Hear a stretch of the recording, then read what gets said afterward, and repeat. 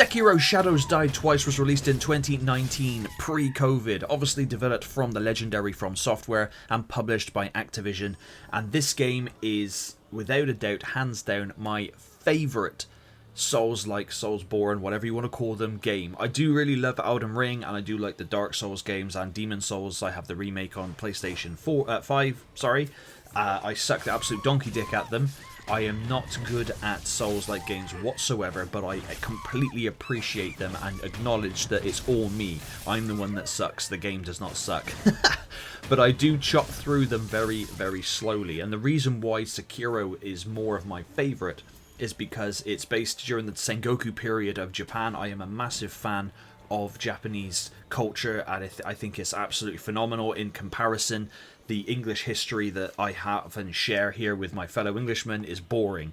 It's just knights in shining armor, bows and arrows and stuff. It's just very, and castles. This is very boring compared to all the beautiful architecture, weaponry, armor, the culture, everything about the Japanese culture is just absolutely amazing.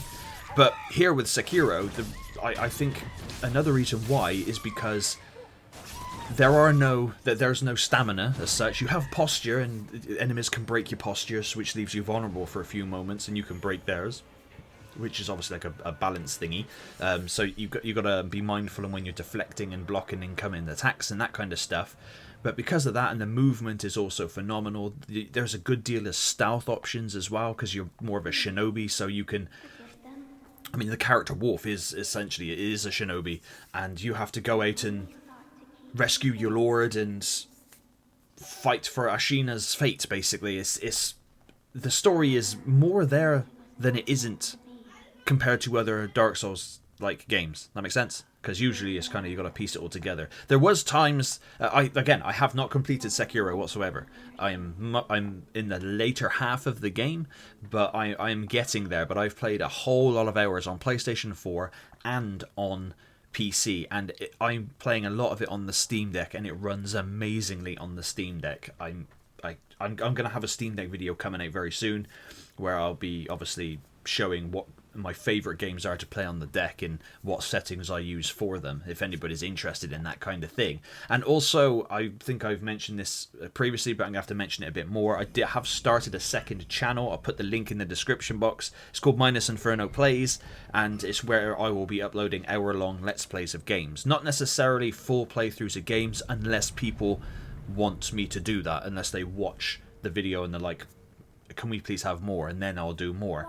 But it's just that, really, because for streaming I haven't really got the consistency in my home life to do that, because I have children, and one of them could just spring up like a fungus next to me, and I don't really want them online, if you know what I mean. But so Sekiro is just absolutely kick-ass. There's a lot of stuff to find, there's a lot of characters within the game, there's a lot of things to do and unlock, and all the usual spiel that you get with Dark Souls style games. But one of the great thing is that not only with the stealth, you have this grappling hook which you can use to just grapple look to a lot of different places, so the movement is absolutely insane. Now, you can have the option to resurrect on the spot, which can obviously be upgraded, as well as your everything else. Your damage output can be upgraded, your life can be upgraded. There's some really awesome boss battles, including ones with a large snake, a massive ape which still comes after you even after he lost his head. There's even a charming gentleman at the top of Ashina Castle who has lightning abilities, and he was fun. I have beaten him, but all I will say is he was fun for those people who have not done it yet. But there's just so much within Sekiro Shadows Die Twice that even though I get my absolute ass handed to me, I absolutely love it. I love finding out the pattern. I know that is standard Dark Souls style gameplay, but I love finding out the patterns and then overcoming the obstacles, but within this Japanese setting. If you have not tried Sekiro Shadows Die Twice, it is a phenomenal game. It is a hard game.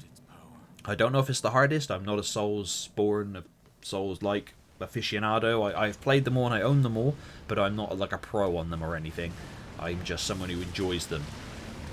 Please give it a look. It is fantastic, and it is definitely my favourite Souls-like game. But please let me know in the comments down below if you've checked out Sekiro Shadows Die Twice, and if you have not, please do. It's very expensive for some reason all the time, and the cheapest I ever see it go digitally is like 25 quid, and I'm fairly certain physically it's always super expensive. But if you can get it for the 25 quid, it's definitely worth it. It's worth its full price, to be honest. It is a great game. But please let me know what you think, and as always, thank you very much for watching.